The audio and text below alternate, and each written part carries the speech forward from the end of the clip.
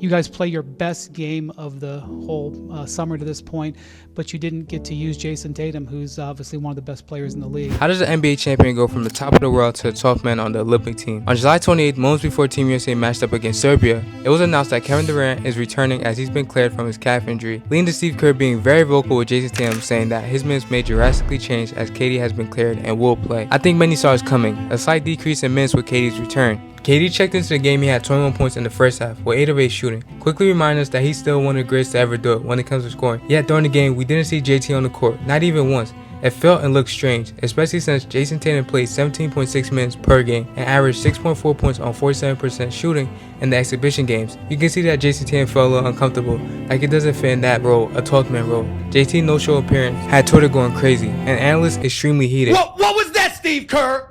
You gonna bench Jayson Tatum?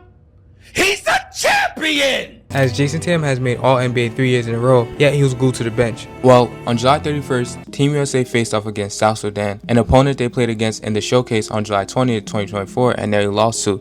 But hours before the game, something crazy was announced that people didn't expect. JT was starting after all the heat Steve Kerr faced for not playing him against Serbia. If you look closely, you can notice JT was a bit nervous and trying to fit in the way he was moving. Sadly though, in JT's first couple of shots, JT hit the side of the backboard on a 3-pointer and missed a putback dunk, which Twitter had a field day with. And also he gave up a couple buckets on defense, leaving us highly confused on why he is starting. Did Steve Kerr fall into the pressure of the media, or was it a strategic move as South Sudan is a fast-paced team with long wing defenders? As the game continued, JT did show energy and make a couple plays for Team USA, yet he still looked like the odd man out as his defense intensity wasn't nearly as high as the rest of the team. The brutal honest question here is, does Jayson Tatum deserve any playing time? Let's rephrase that. Is there any playing time for JT? If we take a look at Team USA's current roster, he's kind of in a weird situation. In front of JT in the 3 position is KD, LeBron, and D-Book. LeBron has been proving, even at the age of 40, he's still a hell of a player. He's out there playing like a 25-year-old. And with KD coming back and the performance against Serbia, he's proved that he deserves to start. If anything, the bench was just a momentary thing. If Durant starts, that means Devin Booker and JT are fine for minutes. At the moment, Kerr will probably give Booker the minutes as he's playing the best defense of his life and putting up great numbers. But at the same time, JT is the same person that averaged 15.2 points for Team USA in Tokyo Olympics. That should definitely hold some weight, right?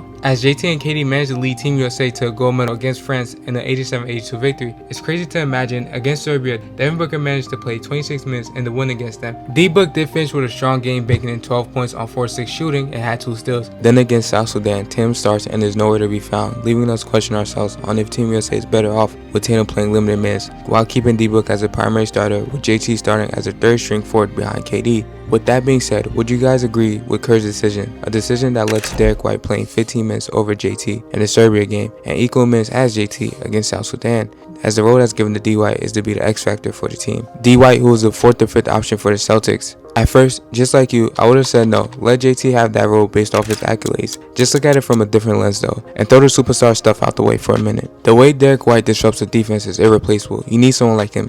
His hustle, his IQ is unmatched. He's running full court and getting back tap on offensive players and drawing offensive fouls. It's actually ridiculous. He leads to more offensive opportunities because of what he does on the defensive end and takes smart shots. D. White finished the game shooting 3 of 3 with 10 points and 3 steals against South Sudan. Derrick White does push the ball, which is something Team USA likes and wants to do compared to JT's more half-court slow-paced game. Derrick White just makes winning plays that coaches just can't teach. But JT is also a 6'8" dominant wing player that can adapt his game at any given moment, that can draw fouls on opponents due to his frame and low sweep when attempting shots. Well, why can't we just move JT to the 4-man? That gives us space for him to play. That's perfect. That frees up minutes for JT. Sadly though, that's not the case because of how the lineup is currently constructed. Putting JT at the 4 may not even be an option when you got AD and Bam practically there behind LeBron. I found it quite odd that Steve Kerr is calling Jayson Tatum one of the best players in the world and decided not to even put him in against Serbia when Team USA was barely able to hold the lead at one point. Also saying that it didn't work out for Tatum that game due to combinations and Serbia's size, yet he put in Derrick White, who was 6'4", compared to Tatum 6'8", who was also a great defender and team player. But instead, Tatum had to sit and watch the Celtics teammates shine, as Drew Holiday finished with 15 points. JT is in a sticky spot because after the DNP against Serbia, everyone knew he should have been playing, as he's one of the best forwards in the NBA. But against South Sudan, he was basically a non-factor due to the fact that Tatum is more of a star and not your Avery Bradley, Pat Bev type of guy on your team.